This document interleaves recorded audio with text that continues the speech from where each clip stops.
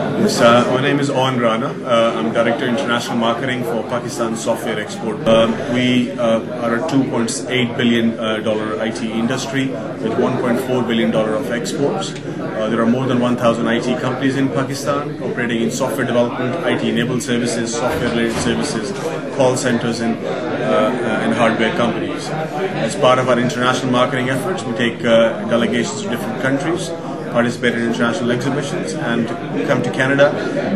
Major objective was to actually promote our products and services, and of course to foster any business collaborations which might exist here, and most importantly to attract the Canadian companies to market their products and services in the Pakistani market. There's a lot of potential in that market. It's a huge economy. And in fact, in 2005, we were the second largest growing economy. So there is a lot of potential, and we encourage the Canadian entities to come to Pakistan to set up their facility centers, delivery centers. And the government of Pakistan is willing to do all they can to basically attract and facilitate the foreign companies. In the last 6 months, we've taken about 7-8 delegations to different countries. We've been to UK, USA, Ireland, UAE, Europe as well. But Canada is really important in a way that it shares the border with USA. Plus, to get into the USA market, it is imperative to have a presence in the Canadian market and form a strategic partnership with the Canadian entities. Once you partner with the Canadian entities, it becomes extremely easy to actually collaborate and, of course, do business with the US entities as well. Plus, Canada itself is a huge market, a lot of potential here. And with the cost advantage with Pakistan the skill sets we have, I think there's a lot of potential for our companies to do business in Canada. And of course, our Pakistan being a huge IT sector, and of course the economy there's a lot of potential for the Canadian entities to do business in Canada. As far as Canadian companies, yes, certainly there are quite a few Canadian entities. For instance, the BlackBerry is available in Pakistan. It's being marketed there. It's getting more and more popular in Pakistan. We have a lot of real estate companies, Canadian companies operating in Pakistan. Biggest example is government of Pakistan recently decided to build IT parks in Pakistan. We have software technology park buildings, and now we're looking to build IT campuses. So we were looking for an international investor to come to Pakistan and establish those parks on build, operate, transfer basis. So 2 Canadian companies have been selected in the final stages to actually be a contender for that business, operate, transfer, build, operate, transfer basis. I think Pakistan has a huge cost advantage. The labor cost in Pakistan, skills sets cost is much competitive than any other country in the world. Be it India, be it Philippines, any other outsourcing destination. I think we have a huge cost advantage. And the incentives offered by the government of Pakistan, they are quite unique. There's a tax exemption in Pakistan in the IT sector till 2016. There is 100% repatriation of foreign income for foreign entities. If you are a foreign entity, you come and set up your business in Pakistan, you can take all your revenue away without paying any tax. There's no exemption of that. Plus, the infrastructure available in Pakistan, the connectivity available in Pakistan is much lower than most parts of the world, and it's getting more and more reliable as well. And the most important thing is Pakistanis, private and public sector, both are more than willing to do business with the Canadian entities. And we are not only willing, but we are actually willing to go an extra mile to do that. So I think there was a Canadian delegation which visited Pakistan about 6 months ago. That was the start of this dialogue. And this is a return delegation as a follow-up from there. And we've made some really useful contacts during this visit. And I'm pretty much sure there are going to be a lot of success stories coming out of this visit. And for the coming years, this is going to be our permanent destination to come and visit. We have 16 IT companies from different parts of the world who have been selected to visit to tour Canada. And these companies have been selected out of a pool of 1,000 IT companies, which I mentioned earlier on. These companies have been selected on the basis of their quality, the right kind of skill set, and the previous contracts and projects they've done. And of course, the skill sets they can actually offer to the Canadian market that very well matches with the opportunities lie here, whether it be telecom sector, whether it be banking sector, whether it's just the implementation, automation of IT processes. I think our companies are very well equipped to deal in these sectors. I am Anwarul Haq Khabar. I am Consul Education and Trade in Pakistan Consulate General based at Toronto. And I am coordinating this delegation. In fact, this delegation was formulated by the PSEB. It is Pakistan Software Export Board, which is overall supervising and coordinating this delegation. And from Pakistan Consulate General side, from Toronto, I am organizing all their meetings and matchmaking. Delegates representing various firms. There are almost 16 different companies which have sent their representatives and delegates in this delegation. They have already visited Ottawa, Montreal, and now they are in Toronto. But after Toronto visit, they would be culminating their visit and they would be going back. In GTA, there are almost 300,000 Pakistani. Trend is continuously rising. The people from Pakistan, they are immigrating here, but most of them, they are highly skilled, highly qualified people. So the trend at the moment that is constantly rising. Various professions, various dimensions. My name is Hari Venkatacharya. I'm the president of TIE Toronto. I'm to be co-hosting this event today with Andy Merchant of the Canada-Pakistan Business Council. They and us have done a lot of events together in the past couple of years' time because we really are about promoting entrepreneurship. And with this delegation that's come from Pakistan, we're extremely excited to be working with Andy to facilitate introductions to various companies in the Toronto area and to also have our own members come out and meet these individuals from Pakistan. It's a revolutionary gaming company that has a very unique DVD-based console system where you can have up to 6 people playing at the same time in the same room. And the other core philosophy we have in the company is that we will have no violence in our games. So it's very different from many of the systems that are out there already. Really, the whole South Asian region is such an engine of growth right now. I think that as Canadians, we have to really embrace that part of the world and do as much business as we can with people from South Asia. I think it's growing significantly, but I still think Canadians have a little bit of hesitation in going so far to do business. We've gotten too accustomed to doing business with the Americans, but I think as we're seeing the US economy today is going down, and therefore we need to globalize our perspective and look at other countries to do business as well. So this is one of the reasons that we're co-hosting this event. I think that it's on the upswing, but I think we can do more, both with India and Pakistan. I think that at times we really don't go quickly enough. I think the opportunities there are growing exponentially, but we need to really capitalize on that as soon as we can.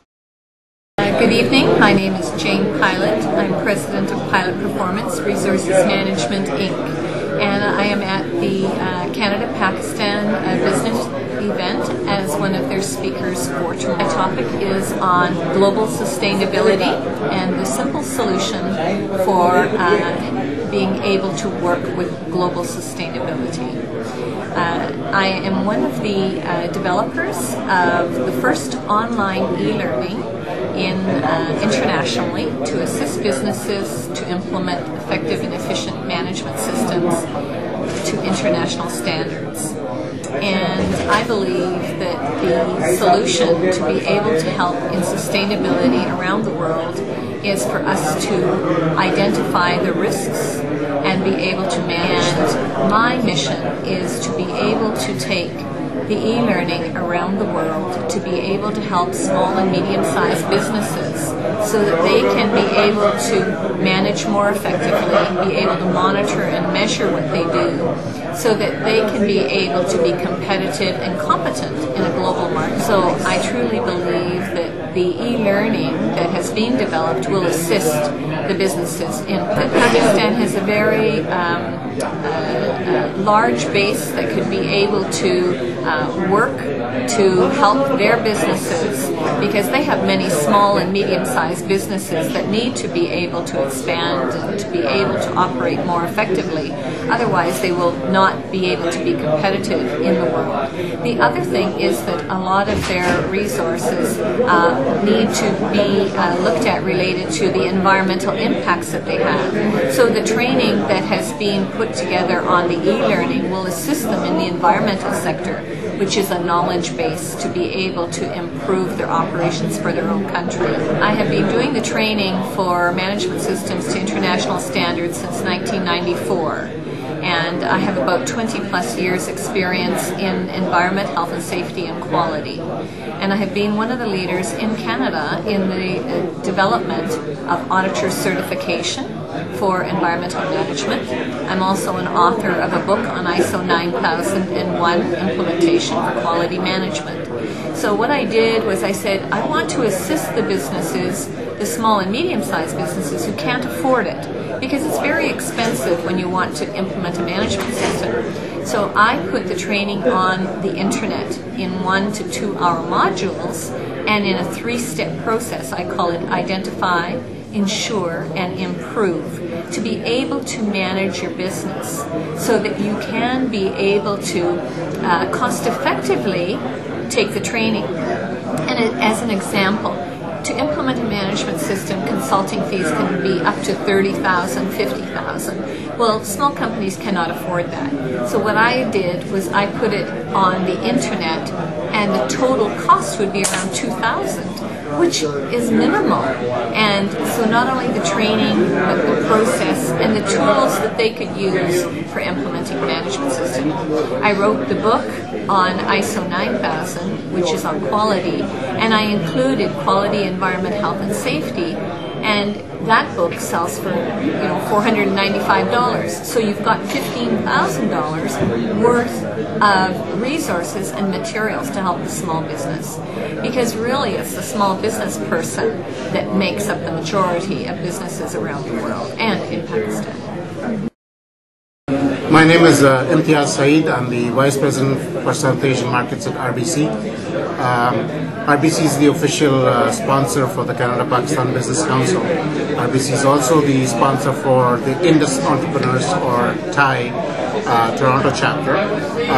The delegation from Pakistan, which has come for this event today, is made up of technology companies, and the reason why we are involved is through our sponsorship of the chamber and TIE, and the objective is to facilitate trade and entrepreneurship. So RBC plays an important role in supporting activities such as this. My name is Andy Merchant. I'm the President of Canada-Pakistan Business Council. The council has been around for about 25 years. This is a very unique council. It promotes trade between Canada and Pakistan. As I mentioned, we organize trade missions, invite very key businessmen and politicians to this country. We sort of build bridges both at the political and economic level between East and West. And although we are a not-for-profit organization, non-denomination, non-political, but we have the support of the large business communities, the large banks. They're all members of our council. This council has close to 100 members, but we don't make everybody our member until and unless they have some sort of association with Pakistan to do business with Pakistan. Membership is by invitation only. So large members, large companies like SNC Lavalin and the banks and some other corporations, they are members of our council. We are very exclusive in that sense in choosing the members of the. We have actually organized several areas in which IT telecommunication is one of those, financial sector is another one, auto and transportation, infrastructure, waste management, water purification, and so on. There are 7, health and education is another one. Now these are the areas that we have, we focus on, but it doesn't mean that we don't promote other. Agro-food is another big one that is growing in Pakistan. So last year when we took the delegation to Pakistan along with the Premier of Ontario, many joint ventures were signed, many agreements were signed, And over the period of years, we have done many of those projects. I have been on the board as the president since 1996, so that almost half of the council's life I have been the president. And this year, I'm very proud to say that we have achieved a milestone in our council's history.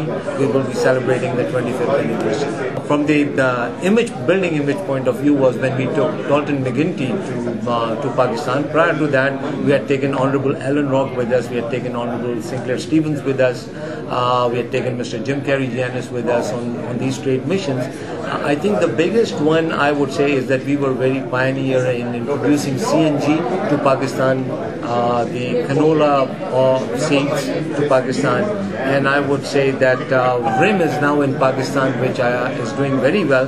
When we were there in last year in January, there were about 30 million cell phones, and today there are over 70 million cell phones in Pakistan.